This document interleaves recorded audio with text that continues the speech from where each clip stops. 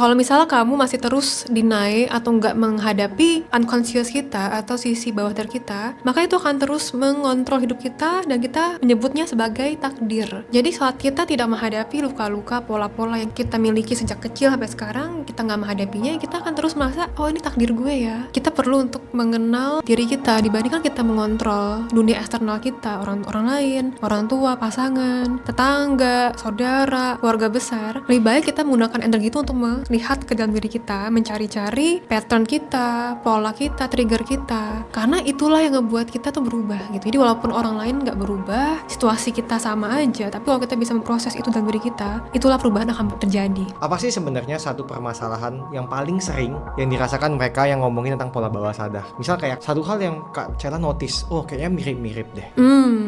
Ini menarik sih pertanyaannya. Halo Kak Marcella, Halo. selamat datang di The Soul of Wonder Podcast.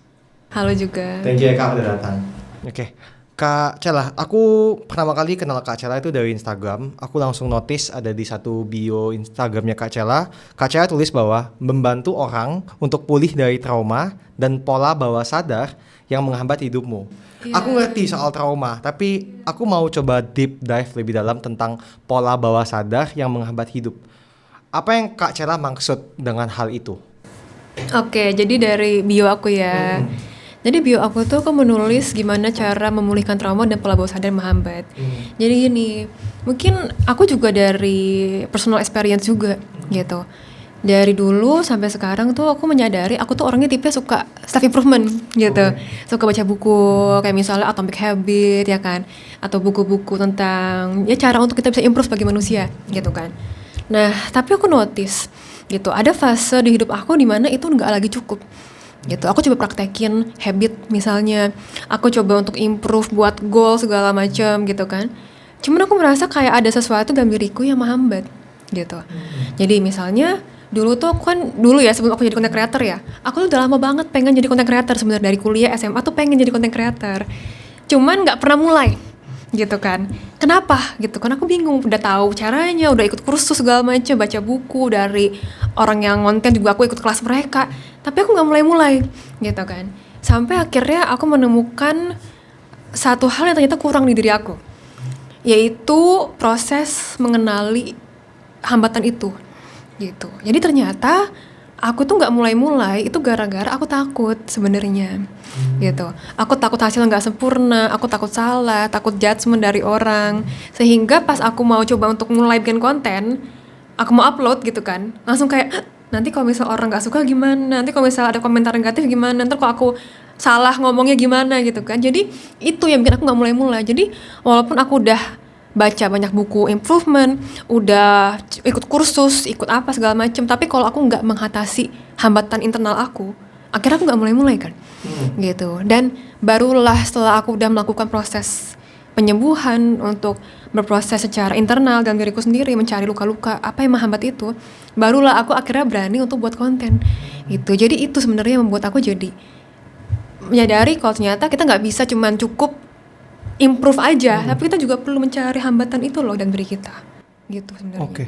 Berarti ini nyambung, aku pernah baca bukunya dari Brianna Wiest yang The Mountain Issue, yang dibilang kan kayak ini self-sabotage basically. Nah, kalau di kondisi Kak Cella, akhirnya apa yang dilakukan Kak Cella untuk mengalahkan lah basically perasaan takut ini dan lain-lain? Karena kalau di bukunya kan dibilang kayak kita harus marah sama keadaan yang ada.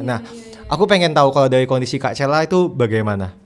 Iya, itu buku bagus banget sih memang. Itu kan jadi memetakan bahwa ternyata sumber pembatas diri kita itu kan ya kita sendiri gitu kan. Bukan hal eksternal gitu kan, bukan kayak misalnya kondisi, circumstances gitu kan, uang, keluarga, itu hal-hal yang mungkin juga berpengaruh ya. Cuma pada akhirnya kan kita sendiri yang bisa menentukan.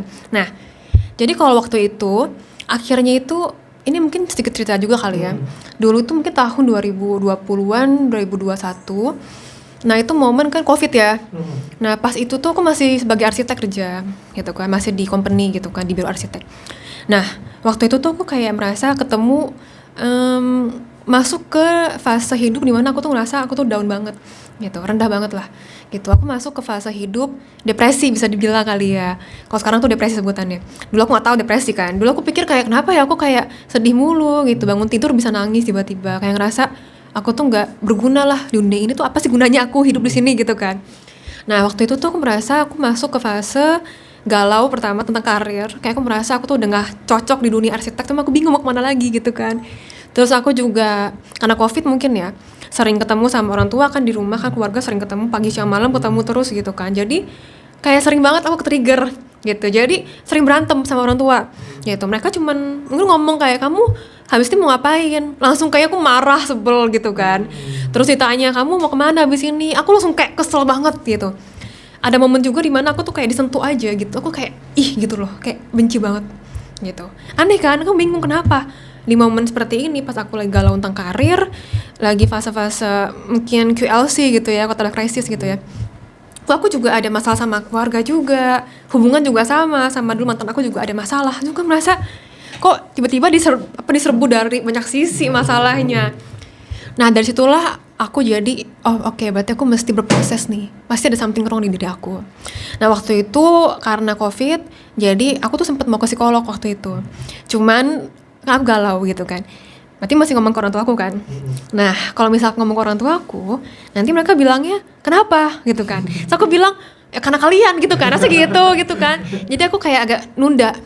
Dan akhirnya aku lebih ke cara cari buku, nonton podcast, terus nonton konten-konten dari para pakarnya gitu kan.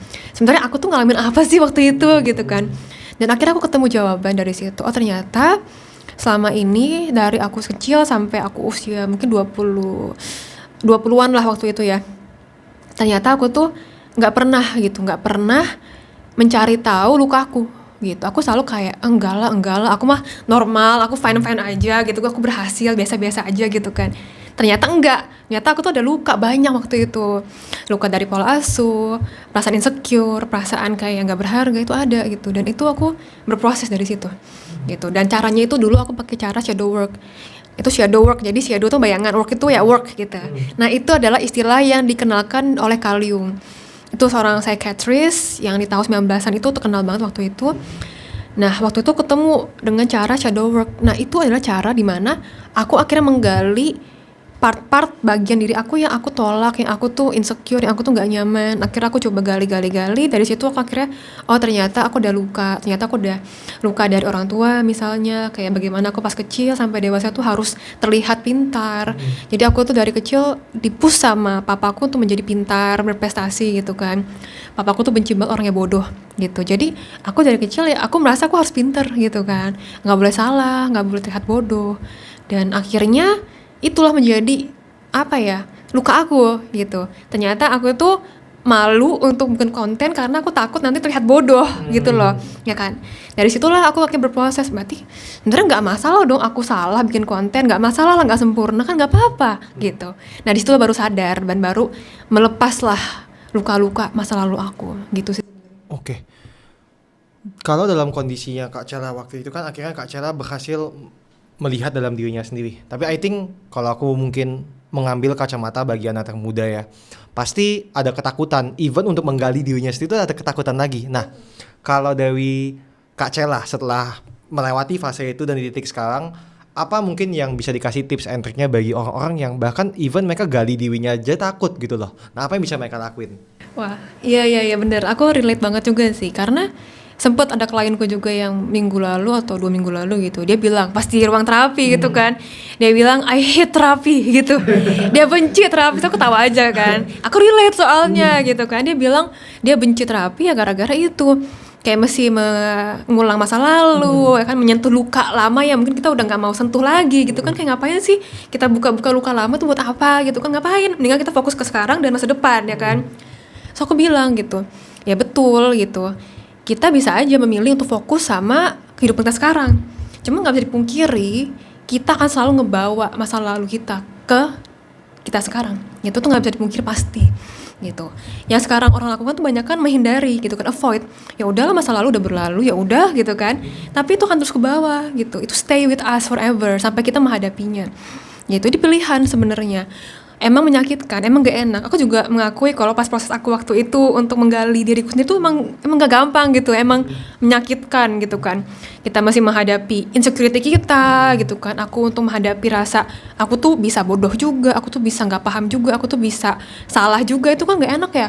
Berarti kita jadinya menghadapi hal yang menyakitkan kayak luka gitu kan, kita toel-toel gitu kan, atau luka dijahit kan sakit ya kan, jadi itu menyakitkan gitu. Jadi proses sembuh itu menyakitkan, cuman aku bisa bilang gitu dengan pengalamanku pribadi dan dari pengalaman orang banyak juga bahwa itu worth it gitu, itu worth it.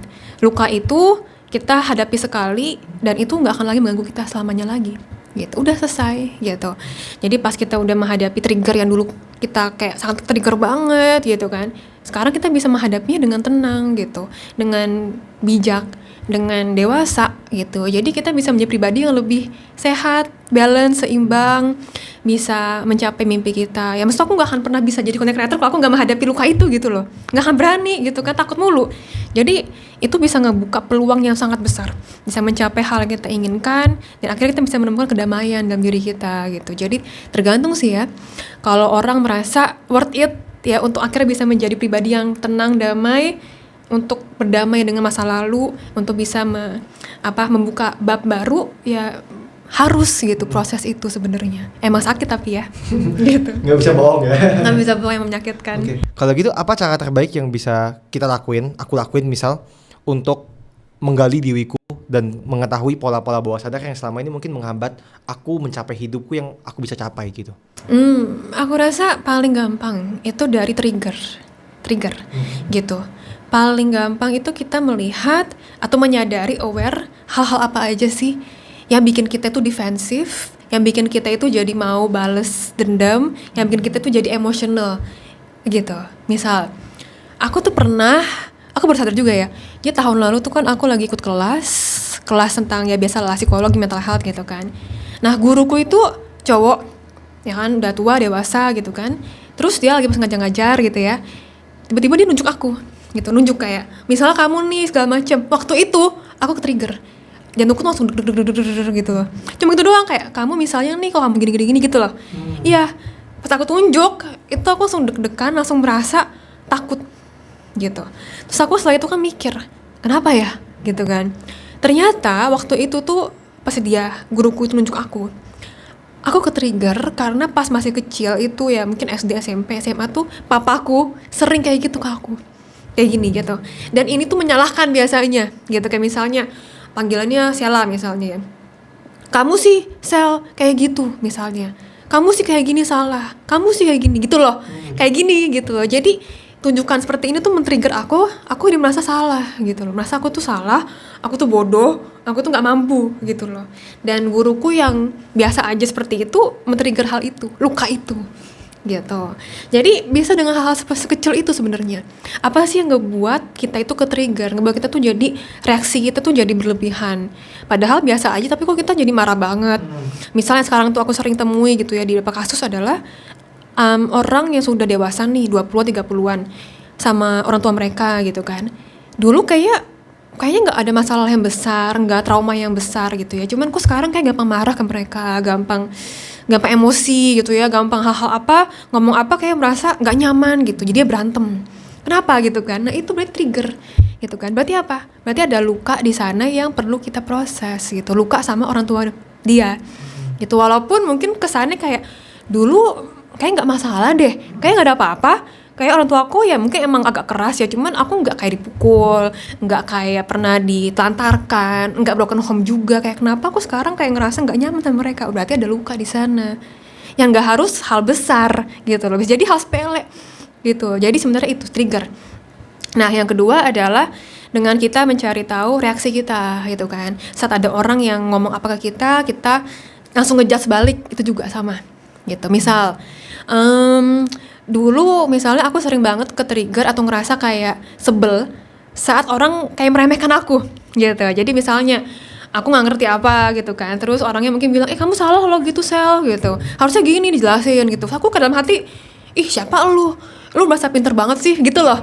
Nah itu kan berarti aku ngejudge dia kan. Nah itu bisa jadi tanda, oh jangan-jangan ini luka gitu. Di saat kita mulai ngejudge orang dengan keras, itu berarti itu hal yang kita tuh juga merasa insecure sebenarnya. Jadi pas orang itu mencari kesalahan aku atau kayak mencoba untuk menceramahi aku atau jelasin aku salah gitu, aku merasa kayak oh berarti aku salah, aku nggak boleh salah, aku nggak boleh kelihatan bodoh gitu loh. Itu bisa yang kedua. Yang ketiga itu kan emosional yang besar. Jadi reaksi kita yang besar itu bisa menjadi tanda juga. Misalnya saat misalnya apa ya? Misalnya saat orang ya dia sama pasangannya gitu kan. Pasangannya itu mungkin terlihat kayak cuek sama dia, sama temennya lebih dekat gitu kan. Merasa aku ditinggal banget, aku nggak disayang gitu kan. Nah itu bisa jadi tanda juga, oh jangan-jangan aku ada luka pengabaian, ada luka aku tuh kayak nggak disayang, nggak dipilih sama orang itu gitu. Jadi bisa 3 lah ya, trigger dari judgement kita ke orang lain dan dari reaksi emosional yang besar. Oke. Aku pengen coba deep dive ke dalam yang bagian trigger. I think gini, kalau banyak orang itu in the end triggernya itu muncul ketika di umur mungkin mereka 20-an. Aku penasaran, kenapa munculnya itu di umur-umur segitu? Padahal kan harusnya luka ini datang misal dari, let's say lukanya ada dari umur 10 tahun. Tapi kenapa munculnya itu setelah mungkin kita udah beranjak dewasa dan kita udah punya keinginan, kemampuan berpikir sendiri. Apakah ada korelasi di bagian situ? Nah, jadi kenapa trigger itu muncul? Sebenarnya nggak juga sih. Sebenarnya bahkan dari kecil pun kita udah ada. Cuma kita nggak sadar itu. Kita nggak sadar. Kita mungkin merasa kayak, oh ini mah ya kesel aja gitu kan, oh ini mah cuma aku merasa insecure aja, ya udah gitu kan. Kita nggak sadar, udah ada sebenarnya trigger itu udah ada, cuma kita nggak aware. Nah kenapa sekarang kita baru aware? Mungkin karena itu kan edukasi mental health lebih banyak sekarang, kita lebih open terhadap bantuan profesional kayak psikolog, psikiater, terapis mulai terbuka kan. Jadi mulai sadar, oh ternyata hal yang aku alami itu nggak baik-baik aja, ternyata aku tuh ada masalah juga. Jadi edukasi itu juga part of the problem juga kan. Nah terus kenapa baru masalahnya itu besar sekarang, tapi itu juga ada penjelasannya sih. Jadi mungkin pas kecil kita mungkin banyak distraksi, harus sekolah, belajar, harus sukses. Kita cenderung lebih ngikut sama panduan dari orang tua, keluarga, lingkungan gitu. Aku belajar, aku sukses, aku berhasil, udah that's it gitu. Tapi mungkin kita di usia-usia 20-an gitu ya mulai sadar, mulai bertanya gitu, emang selama ini yang aku pelajari itu benar? Kita mulai bertanya, kita mulai kritis gitu. Emang bener apa? Emang aku harus jadi dokter untuk sukses? Emang aku harus jadi kaya? Emang aku harus punya pasangan? Emang aku harus menikah gitu kan? Jadi bertanya kita mulai. Nah mulai saat itu kita baru mulai, oh jangan-jangan selama ini tuh aku ikut hal yang aku tuh sebenarnya nggak setuju juga gitu loh. Misal dulu gitu kan, aku merasa kayak aku tuh harus, misal apa ya, aku harus sukses sebagai arsitek gitu kan. Itu kan sebuah belief yang orang tua aku kasih ke aku atau lingkungan aku, kamu tuh kalau bisa kuliah kerja arsitek, punya biro sendiri, punya karyawan, itu jalurnya gitu kan. Pas aku mulai bertanya gitu, tapi emang aku harus seperti itu? Emang kalau aku jadi arsitek emang aku bahagia? Emang aku merasa itu memuaskan bagi aku? Mulai aku bertanya, barulah mulai hancur gitu kan. Oh ternyata nggak juga gitu, aku nggak suka jadi arsitek, aku merasa ini bukan jalanku gitu kan. Nah dari situlah baru mulai kita bertanya-tanya gitu kan, mulai mencari sebenarnya aku tuh sukanya apa, maunya apa, aku tuh maunya hidupku tuh berdampak seperti apa gitu kan, baru mulai mempertanyakan. Dan biasanya itu terjadi setelah kita udah lepas dari struktur sekolah, ya kan, udah mulai lepas kuliah, kita mulai mencari kita tuh siapa, baru mulai tuh proses tuh dimulai, baru menemukan luka-luka, hambatan masa lalu baru kelihatan di situ. Oke. Berarti kalau aku punya pertanyaan simpel. Kalau berarti Kak Cela, apakah Kak Cela sekarang masih menghadapi dengan banyak trigger-trigger ini atau insekuritas dalam hidupnya Kak Cela? Kalau masih aja lah ya tentu. Jadi aku sih selalu punya prinsip kalau proses kita untuk proses kita mengenali, mencari, memulihkan itu proses yang mungkin akan seumur hidup gitu. Kenapa? Bukan berarti kita nggak bisa hidup bahagia ya, bukan berarti kita harus selalu punya luka terus, ya enggak juga. Cuman kayaknya pasti ada hal-hal diri kita yang kita itu baru sadar pas usia sekian, pas triggernya ada baru mulai nyadar gitu loh. Jadi aku merasa bahwa kita manusia kan selalu berkembang ya, bertumbuh, dan pasti ada lapisan tubuh kita, diri kita yang kita akan terus bongkar. Jadi aku bisa kasih gambaran tuh kita tuh kayak bawang gitu, kayak bawang merah gitu kan. Mungkin awal-awal kita buka lapisannya, kita kira itu isinya, bukan kan, pasti buka lagi ada lagi gitu loh. Jadi kita manusia itu kompleks lah, berlayer-layer, dan setiap kali kita buka satu ada lagi satunya lagi, sampai kemudian kita bisa nanti menemukan kata Carl Jung tadi ya, menemukan self kita atau jiwa kita, namanya self founder ya, cocok ya, menemukan jiwa kita yang sebenarnya, diri kita yang sesungguhnya itu seperti apa, dengan membuka lapisan-lapisan yang udah kita bangun dari kita kecil gitu. Kita buka-buka, menemukanlah inti dari Marcel itu siapa, dari Samuel itu siapa, yang akhirnya kita bisa ya udah menjadi diri kita apa adanya, otentik apa adanya. Dan most people nggak akan pernah nemuin inti dirinya itu.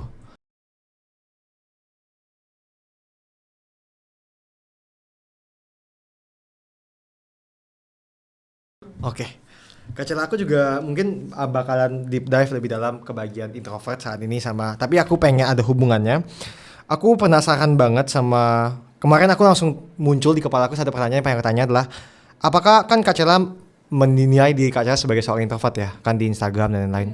Aku punya pertanyaannya adalah, apakah introvert, fakta bahwa seseorang adalah introvert punya hubungan yang sangat erat dengan orang itu punya trauma di hidupnya. Buat kamu yang nonton videonya sampai sini, aku percaya kamu adalah orang yang mau level up diri kamu, hidup kamu, atau penghasilan kamu. That's why aku mau kasih tahu kamu kalau aku lagi buka kelas offline untuk dunia konten. Topiknya adalah ubah ide jadi konten, konten jadi uang.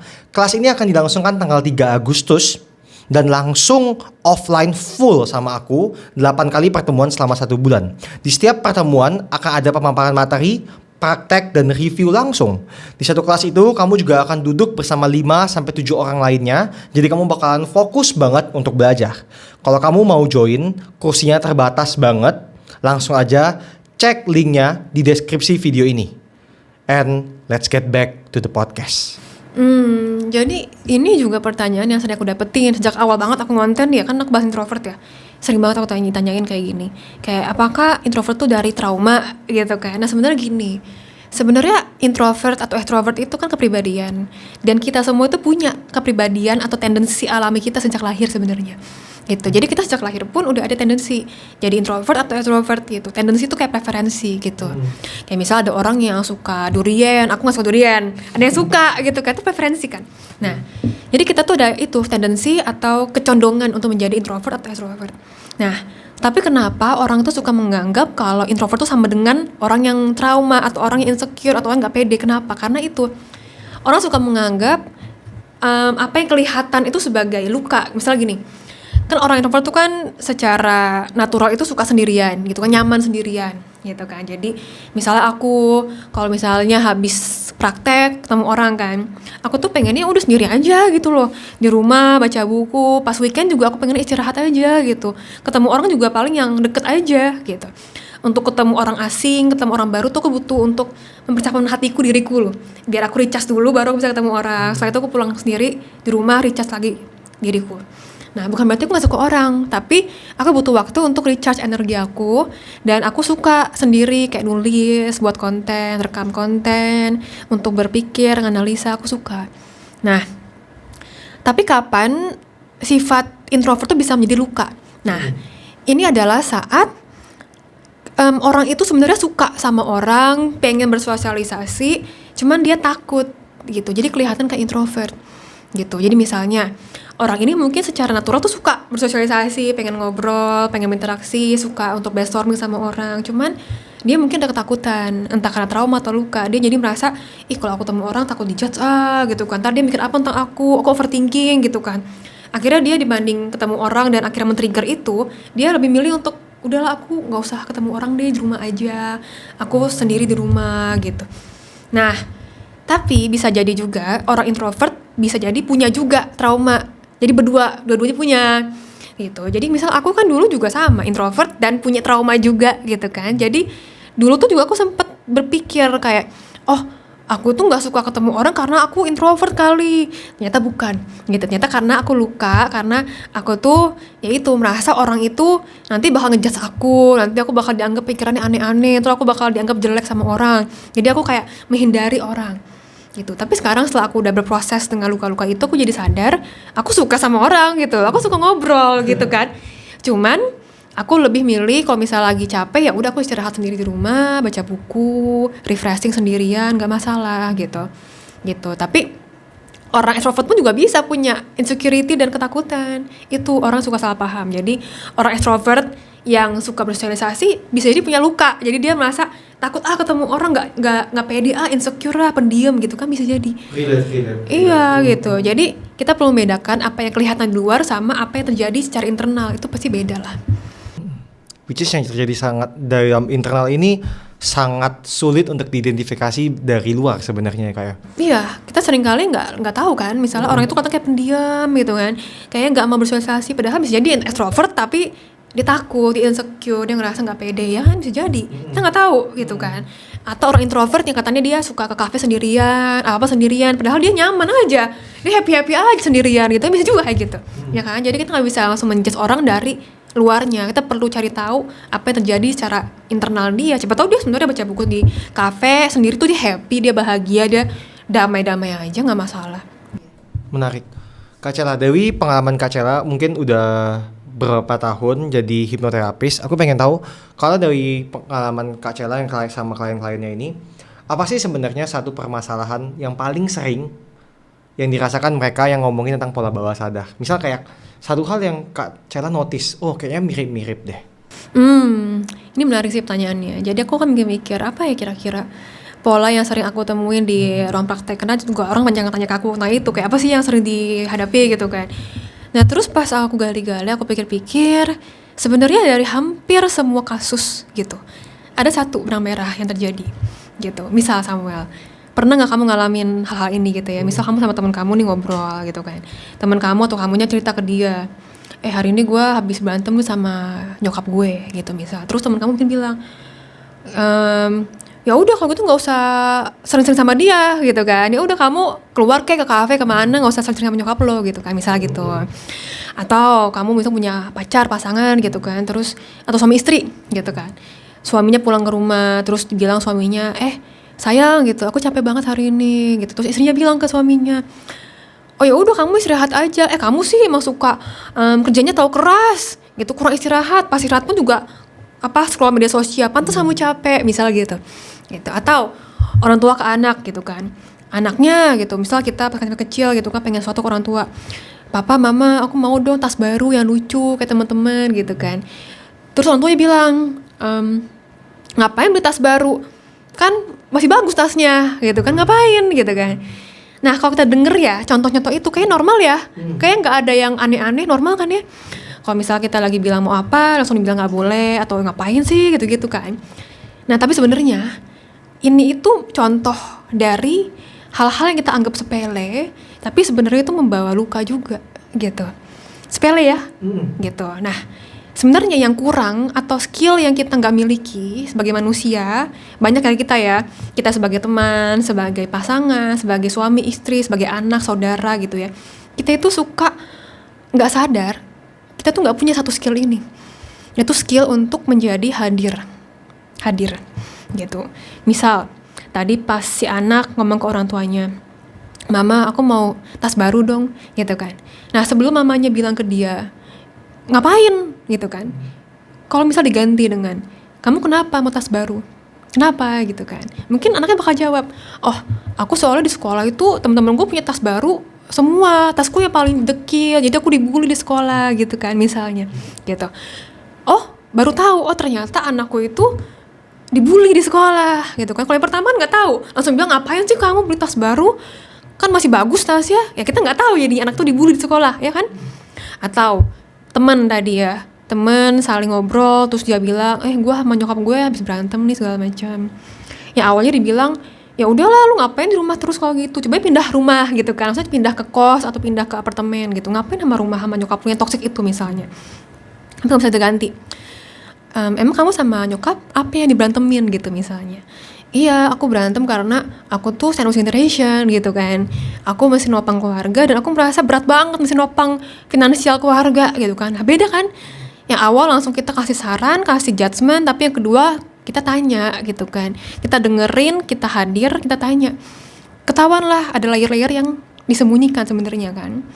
Atau tadi misal pasangan suami istri, ini sering banget jadi ya, suami atau istri yang pulang ke rumah capek langsung dibilang udah istirahat lah, inilah itulah gitulah. Padahal mungkin kalau ditanya, emang sayang kamu kenapa capek, ada apa di kantor misalnya gitu kan, mungkin suami bakal bilang, aku di kantor tuh nggak punya temanku semua pada pergi gitu kan, pada pindah kantor, aku ngerasa sendiri nggak punya teman. Beda kan gitu kan. Yang pertama langsung kasih nasihat, yang kedua kita mendengarkan, kita mencari tahu apa sih menjadi alasan dia merasakan emosi-emosi itu. Nah itu perbedaan besar antara kita kasih saran, kasih judgement, perbandingan, kasih nasihat, pendapat sama kehadiran gitu. Pas kita hadir sebagai manusia, kita memberikan telinga kita untuk mendengarkan. Kamu kenapa, ada apa, dengerin gitu kan. Kita menggunakan hati kita untuk hadir, untuk kasih compassion, kasih sayang. Kita juga kasih melihat, kita juga kasih mata kita juga untuk melihat dengan sungguh-sungguh gitu kan. Dari mata ke mata kita lihat. Kan seringkali kita kalau misal ada orang yang cerita ke kita kan, kita langsung entah sambil main HP, ke distrak kemana-mana. Ya padahal kan mungkin yang dia butuhkan adalah kita hadir kan. Sungguh-sungguh hadir, mendengarkan, melihat, merasakan, tanpa perlu kasih pendapat kita langsung gitu kan. Nah itu yang aku rasa luka yang banyak banget dialami sama semua orang, tapi mereka gak sadar karena sepele kesannya. Ya padahal kita butuh didengarkan, diperhatikan, dilihat apa adanya gitu. Nah inilah yang ngebuat kita sejak kecil tuh membawa luka itu sampai dewasa, merasa kita itu kayak gak ada yang dimengerti, gak ada yang perhatian aku, gak ada yang lihat aku apa adanya. Dan akhirnya apa? Kita sekarang masuk ke loneliness epidemic, ya kan? Fase kesepian gitu kan, merasa kayak gak ada yang ngerti aku, kenal aku. Akhirnya kita lari ke Gemini untuk curhat gitu kan. Aku habis tadi merasa ini nih di sekolah, merasa sendirian nih segala macam. Kenapa ya? Karena kalau AI kan mereka akan hadir ya kan. Kita chat apa dia bales, kita chat apa dia validasi. Karena itu kita nggak dapat itu di hubungan kita sama orang lain gitu. Kita mau curhat langsung dikasih pendapat, kita mau curhat langsung dikasih judgement, kita mau curhat dibilangnya ya gitu aja misalnya. Gitu sih. Itu yang membuat akhirnya banyak orang pengen menghilang, pengen menyendiri, padahal sebenarnya deep down mereka cuma pengen ada yang bisa lihat mereka. Ada yang hadir gitu, sungguh-sungguh hadir bagi mereka. Coba lihat sekarang juga fenomena orang tua yang ada anaknya, tapi anaknya kasih gadget, main-main aja gitu. Di mana koneksinya? Ya kan? Di mana kehadirannya? Gitu. Nanti anak itu bisa tumbuh menjadi pribadi yang mungkin ya udah merasa koneksinya sama gadget, sama game, sama AI, sama film. Tapi sama orang langsung mungkin dia akan merasa distant gitu, merasa jauh. Akhirnya apa? Semakin kesepian lagi. Setuju. Tapi mungkin kalau aku mencoba pakai kacamata devil advocate ya kak ya, I think mungkin banyak yang dengar akan bilang kayak gini. Dan apa pembeda atau batasannya di mana kita harus mendidik atau kita mungkin jadi teman harus keras terhadap teman kita untuk kepentingan dia, karena based on perkataan kita kan misal kita bilang kayak yaudah kamu jangan kayak gini, basically sebenarnya tujuan kita bagus untuk kamu jangan kayak gini, tapi kan itu dalam konteks yang akhirnya membuat dia menekan emosinya lama-kelamaan. Nah, apa pembedanya di mana kita bisa tetap keras tapi kita tetap juga bisa bikin dia tidak merasakan luka itu? Gampang sebenarnya. Jadi kasih saran, pendapat untuk keras itu nggak masalah sebenarnya, itu bagus. Cuman kita cari tahu, kita dengan ini ya, dengan skill lah ya, cari waktu atau metode yang tepat untuk memberitahunya. Tapi pertama kita harus mulai dengan hadir dulu gitu. Jadi hadir, mendengarkan, memahami, cari tahu, baru setelah itu kasih saran. Itu baru kena tuh gitu. Misal Samuel, beda nggak kalau misalnya aku langsung bilang ke kamu, studio kamu jelek nih kayaknya gitu kan, dibanding aku tanya dulu ke kamu, emang ini gimana studionya, buatnya kayak gimana, kayak mengenal dulu, cari tahu dulu, baru kasih pendapat. Beda kan kalau langsung judgement, kamu tuh ini nih rambutnya jelek nih misalnya, langsung kasih tahu gitu kan. Beda pasti. Yang pertama itu kita akan defensif. Enggak kok gitu. Enggak kok, denial, defensif, langsung ngejudge balik misalnya. Beda sama kalau kita udah mendengarkan dulu, ya kan, cari tahu dulu, udah membuat bonding dulu, baru kita kasih saran. Yang keras itu nggak apa-apa. Emang butuh kita. Jadi aku pun sebagai terapis juga nggak selalu validasi. Ada momen dimana aku udah merasa kayak emang udah siap deh dia untuk mendapatkan tamparan. Ya udah, aku kasih tamparan, gitu, kasih hard love gitu ya. Perlu juga. Tapi pertama selalu untuk build hubungan dulu, rasa percaya dulu, rasa aku tuh dimengerti dulu, baru kita bisa kasih saran atau tamparan yang bagus buat dia. Dan itu yang missing banget di orang tua saat ini. Iya, banyak. Langsung kasih saran, kasih nggak boleh itu gitu kan. Padahal anak itu kan butuh dengarkan juga kan, dipahami dulu. Setuju. Kak Cela, apa satu hal yang mungkin banyak orang salah kaprah tentang trauma atau pola bawah sadar yang menurut Kak Cela mereka tuh salah, benernya tuh kayak gini gitu? Aku rasa yang paling sering orang pikirkan atau asumsikan itu adalah luka atau pola itu harus hal yang besar kali ya, hal yang dramatis atau hal yang besar. Kayak misalnya kalau dulu aku nggak dipukul, ya fine-fine aja. Atau orang tua aku berkecukupan, aku nggak pernah miskin, ya nggak masalah dong. Atau pasanganku sebenarnya nggak jahat-jahat juga sama aku, dia baik, dia loyal sama keluarganya. Kok aku masih merasa kayak nggak disayang ya? Kayak kita merasa tuh harus hal yang besar, KDRT, dipukul, harus ada omongan yang menyakitkan, nggak harus gitu. Kita bisa melihat itu dari emosi kita sendiri sebenarnya gitu. Jadi saat kita mulai merasa gak nyaman, mulai merasa kayak ada sesuatu yang salah, kita bisa ikutin suara itu sebenarnya. Oh, ada yang aku tuh gak nyaman di sini. Itu kenapa? Gitu kan, kita analisa gitu. Apakah itu karena aku yang lebay, atau karena lukaku, atau karena emang situasi itu tuh emang buruk gitu. Misalnya suami istri, mungkin yang suaminya baik atau istrinya baik gitu ya.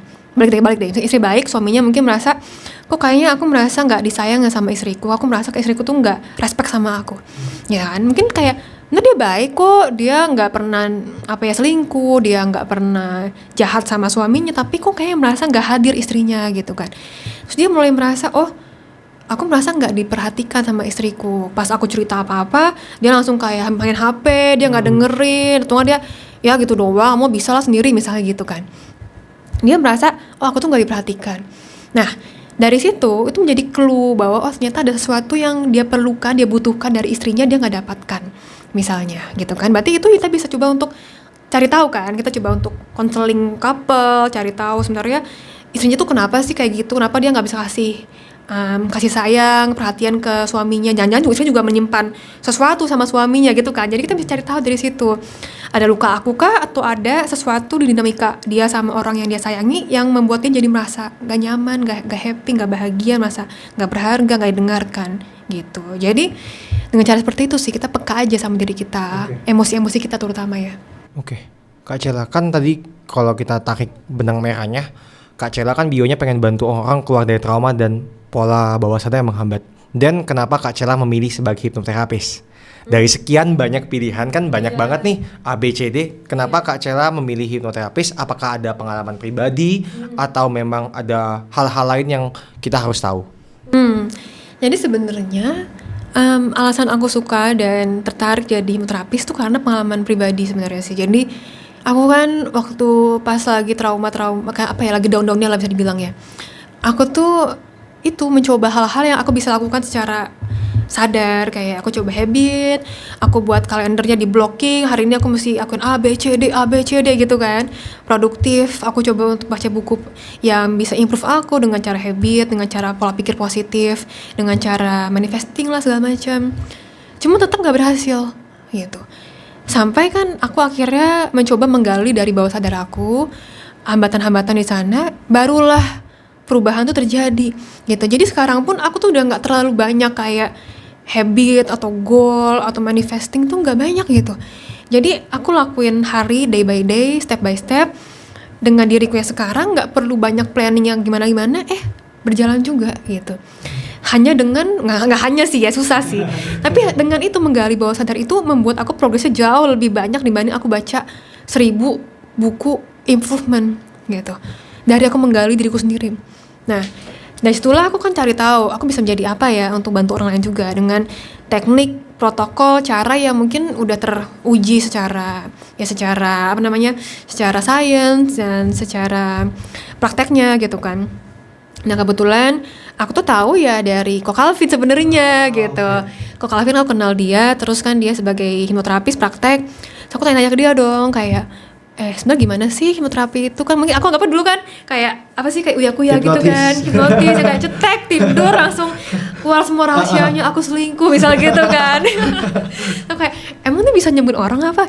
Ya, terus akhirnya kan dia cerita enggak gitu, kita sebenarnya nggak bikin orang tuh tidur, dia sadar, cuman kita menggali biar dia tuh lebih rileks aja tubuhnya, biar dia bisa terbuka sama memori masa lalu yang menghambat dia dan lain-lain. Kita akhirnya mengubah persepsi kita, meaning kita, emosi kita. Terus aku pikir, oh ini make sense ya, ini hal yang aku juga lakukan pelatihan dulu kan. Ternyata ada caranya yang lebih terstruktur. Dari situlah aku mulai akhirnya oke, cobalah. Masih skeptis sih awalnya pas aku ikut pelatihannya, masih skeptis kayak emang ini bisa apa, emang ini scientific ya, atau ini emang dukun atau apa gitu kan. Tapi pas aku belajar di kelas, gurunya ngajarin gitu, Pak Adi Gudawan ya guruku, dia ngajarin segala macam, oh ternyata ini tuh sangat make sense dan ini semua sesuai sama apa yang aku juga alami sendiri gitu.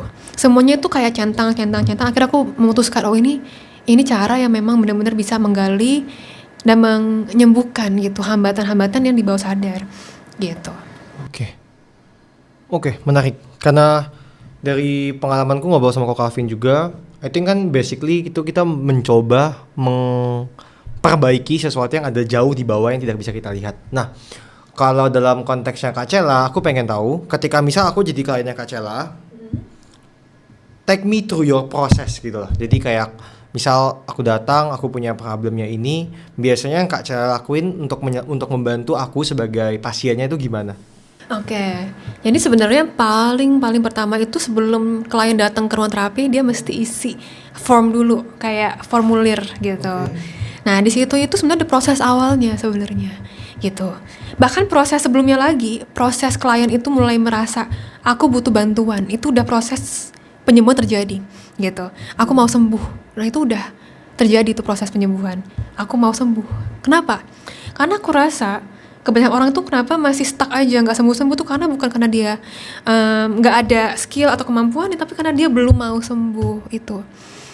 Jadi pas udah kita ada rasa aku mau sembuh, aku mau pulih, aku mau berubah, itu proses udah terjadi sebenarnya sebelum terjadi booking, sebelum terjadi terapi itu udah terjadi. Nah setelah udah ada rasa aku mau sembuh, kan dia cari-cari terapi, cari-cari cara penyembuhan segala macam, ketemu aku mungkin, akhirnya booking segala macam. Nah pas booking udah selesai bookingnya, dikasih formulir untuk mengisi apa sih masalah kamu, dan terutama ya apa satu masalah spesifik kamu yang pengen kamu atasi gitu. Nah jadi dari pengalaman aku pribadi, orang yang udah lebih tahu masalah dia itu apa yang pengen dia sembuhkan, itu akan lebih berhasil hasilnya karena udah tahu spesifik. Misal orang yang udah merasa dia itu terlalu clingy sama pasangannya, needy banget gitu ya, kalau pasangannya kemana dia langsung kayak tuh insecure, langsung kamu di mana, kamu sama siapa, kapan pulang misalnya, itu kan dia tahu dong, oh masalah aku tuh adalah aku terlalu needy sama pasanganku, terlalu attach gitu, karena itu masalahnya spesifik gitu. Atau aku merasa aku tuh kayaknya nggak pede gitu, mau buat konten nggak pede, aku mau upload konten udah siap semuanya, tapi pas aku mau pencet post nggak jadi misalnya, atau aku editnya lama, atau aku procrastinating, menunda-nunda gitu kan, spesifik. Jadi semakin spesifik masalahnya semakin akan bagus hasilnya. Nah terus udah diisi formnya segala macam, datanglah ke ruang terapi kan. Masuk ke ruang terapi, aku sama dia berdua doang, jadi orang lain tuh nggak boleh ada di ruang terapi, cuman aku sama klien aja berdua. Ada yang nunggu suaminya, pasangannya atau siapanya nunggu di luar gitu kan. Ya udah aku akan gali pertama, coba ceritakan masalah kamu tuh yang dari form kamu tuh seperti apa sih gitu, contohnya apa. Oh aku tuh misalnya minggu lalu sama mamaku aku ketrigger banget, padahal mamaku cuma ngomong ini aku langsung marah, langsung ngebanting barang misalnya kan. Nah seperti itu contohnya. Atau sejak kapan terjadinya, sejak 2 tahun lalu segala macam. Jadi aku akan menggali masalah dia tuh apa contohnya, sejak kapan terjadinya, termasuk juga dia tuh seperti apa hidupnya lah sehari-hari. Dan dari situ baru mulai ketahuan kan, oh seperti ini toh triggernya pas dia seperti ini. Nah terus apa harapan dia untuk berubah gitu. Harapan kamu nih pas udah sembuh nih seperti apa? Oh aku mau nanti pas udah menghadapi ibuku, aku gak marah lagi, aku tenang, bisa handle dengan tenang, gak ketrigger, gak marah. Atau orang yang misalnya sebelumnya suka menunda, ya udah berarti harapan dia adalah aku pengen setelah ini mau lakuin apapun aku bisa lakuin, gak perlu nunda-nunda lagi gitu. Atau orang yang awalnya punya ketakutan sama orang lain ya, takut bersosialisasi gitu, dia bisa pas ketemu orang ya udah nggak perlu khawatir dan takut lagi, bisa menghadapinya gitu kan dengan tenang gitu. Nah itu dari situlah baru kita proses dengan proses hipnoterapinya. Jadi proses itu bukan kayak tek langsung gelap gitu ya, jadi langsung lebih kayak aku bimbing klien masuk kondisi yang relax. Sampai udah relax, tutup mata kan dia, tenang, relax, baru aku gali. apa sih akar masalahnya? Sejak kapan sih dia mulai merasakan rasa-rasa takutnya, rasa insecure-nya, rasa dia nggak berharganya, itu kapan? Kita gali ke masa lalu, kita mencari akarnya, kita proses emosinya. Udah selesai, baru aku bimbing ke kondisi ya kayak gini lagi. Bangun dia udah berpulih gitu. Oke. Apakah masalah tadi yang let's say diselesaikan, itu bisa kembali lagi Kak? Masalah yang sama? Jadi gini, untuk masalah-masalah apakah bisa kambuh lagi, itu tergantung sebenarnya. Jadi sesi hipnoterapi itu secara aturannya itu memang 1-4 sesi untuk satu masalah. Kenapa? Karena bisa jadi pas sesi kan 3-4 jam ya, bisa jadi itu lapisan-lapisan yang belum kita sempat handle di sesi itu, yang mungkin pas lagi dia ketemu masalah yang sama, ya itunya yang ke-trigger gitu. Jadi mungkin butuh sesi kedua untuk mengatasi yang itunya gitu. Nah bisa juga masalah orang itu tuh berbeda sebenarnya. Jadi siapa tahu akar masalah itu berbeda. Jadi pas sesi terapi udah ke handle nih akar masalahnya, terus mungkin dia ke-trigger hal yang berbeda. Ini menjadi masalah baru yang berbeda gitu. Nah, jadi aku juga notice ya, orang-orang yang mungkin dalam proses healing journey itu kayak bawang tadi kan. Pas dibuka lapisan pertama, mungkin udah kebuka nih, udah selesai. Tapi bisa jadi ini membuka lapisannya selanjutnya gitu. Karena healing itu kan berlapis-lapis. Kadang hal-hal yang kita anggap masalah kita udah selesai, oh ternyata masih ada layer dalamnya lagi yang perlu dituntaskan. Nah itu, seringkali itu bisa menjadi, gue kayak ada masalah lagi tuh bukan karena masalah baru ya. Karena masalah tuh udah ada, baru kelihatan gitu setelah kita melakukan proses healing ini gitu. Aku pun juga sama, pas aku lakukan proses healing, aku kira udah selesai gitu kan. Oh sama papa udah selesai, ternyata muncul lagi layar baru. Oh mama sekarang muncul lagi layar baru. Oh ternyata sama teman. Oh sama ini. Jadi gitu. Jadi kita itu bisa jadi menemukan layar-layar baru dalam diri kita yang perlu dibereskan sebenarnya gitu. Apakah kan respon, misal kita marah itu kan respon Kak ya. Nah apakah satu respon yang sama itu bisa punya banyak akar masalah? Misalnya marah sama mama. Bisa sih sebenarnya. Bisa. Cuman seringkali kalau sama mama, mungkin sama orang tua gitu ya. Biasanya ya yang aku temukan tuh umumnya trauma besar kita yang sangat berpengaruh ke diri kita itu paling 2-3 trauma besar gitu. Paling 2-3 lah trauma yang besar yang kita benar-benar harus kayak berprosesnya tuh dalam dengan hipnoterapi atau terapi lain gitu kan. Yang lainnya tuh ada cuma mungkin lebih tipis-tipis dan kita bisa handle sendiri sebenarnya. Jadi setelah 2 trauma itu 3 itu udah kelar, udah tuntas, yang lainnya tuh ya kecil-kecil lah gitu. Mungkin kita merasa agak tegang kalau misalnya ketemu orang baru, itu mah bisa lah sendiri, handle sendiri. Tapi kalau trauma yang besar mungkin butuh bantuan profesional yang untuk menggalinya, karena lebih aman aja sih kalau dalam lingkup profesional gitu. Oke Kak Cela, dari pengalaman hidup Kak Cela, dari jatuh bangunnya semua, aku penasaran apa satu advice terbaik yang pernah Kak Cela dapatin dalam hidup? Advice terbaik ya. Ini bukan advice, tapi ini quotes dari Carl Jung sih. Aku emang sangat-sangat berpatokan pada prinsip dia, karena aku rasa itu align banget sama diriku gitu. Bahwa Indonesianya ini, kalau misalnya kamu masih terus deny atau nggak menghadapi unconscious kita atau sisi bawah dari kita, maka itu akan terus mengontrol hidup kita dan kita menyebutnya sebagai takdir gitu. Jadi saat kita tidak menghadapi luka-luka, pola-pola yang kita mungkin kita miliki sejak kecil sampai sekarang, kita nggak menghadapinya, kita akan terus merasa oh ini takdir gue ya gitu. Misalnya orang yang terus-menerus punya pasangan yang toksik misalnya, atau dia terus-menerus mau coba untuk ngumpulin uang tapi nggak pernah berhasil, atau dia terus-menerus hidup merasa ya nggak berharga, nggak bisa, nggak mampu, akhirnya terus masuk ke kerjaan yang nggak appreciate dia misalnya. Jadi itu ketakdir kan. Nah padahal kan kalau misalnya kita dari kalung tadi ya, kalau kita bisa menghadapi pattern itu, kita memutus pattern itu, kita akan bisa punya hidup yang baru gitu. Kalau misalnya aku dulu nggak lakuin proses ini, ya mungkin aku akan terus menjadi Marcella yang ya mungkin akan berhasil, tapi dia akan tetap merasa insecure dengan dirinya. Dia akan merasa harus terlihat pintar, berhasil, sukses. Akhirnya apa? Merasa kosong, merasa hampa, karena dia nggak in touch sama ya jiwa dia gitu kan. Dia terus denial sama jiwa dia, dan akhirnya ya itu merasa nggak bahagia. Walaupun udah sukses, walaupun berhasil, tapi tetap aja hampa di dalam dirinya. Wow, it's very good quotes dan kutipan Kak Cela. Mungkin Kak Cela 2 pertanyaan terakhir ya. Pertanyaan yang pertama, aku biasa tanyain juga. Ini 2 pertanyaan yang biasa aku tanyain ke guest yang duduk. Pertanyaan pertama adalah, apa end goal dari seorang Marcella? Goal ya? Sebenarnya goalku sederhana kali ya. Kalau dulu tuh aku punya goal yang besar dahsyat gitu kan. Tapi sekarang kayaknya goalku adalah aku pengen membantu atau aku pengen menyebarluaskan proses bahwa dalam hidup kita ya, kita perlu untuk mengenal diri kita dibandingkan kita mengontrol dunia eksternal kita, orang lain, orang tua, pasangan, tetangga, saudara, keluarga besar. Lebih baik kita menggunakan energi itu untuk melihat ke dalam diri kita, mencari-cari pattern kita, pola kita, trigger kita. Karena itulah yang ngebuat kita tuh berubah gitu. Jadi walaupun orang lain gak berubah, situasi kita sama aja, tapi kalau kita bisa memproses itu dalam diri kita, itulah perubahan akan terjadi gitu. Karena aku melihat banyak orang, aku juga dulu ya, menyalahkan kondisi lingkungan orang lain. Jadi aku gak berproses gitu, aku stuck aja gitu kan.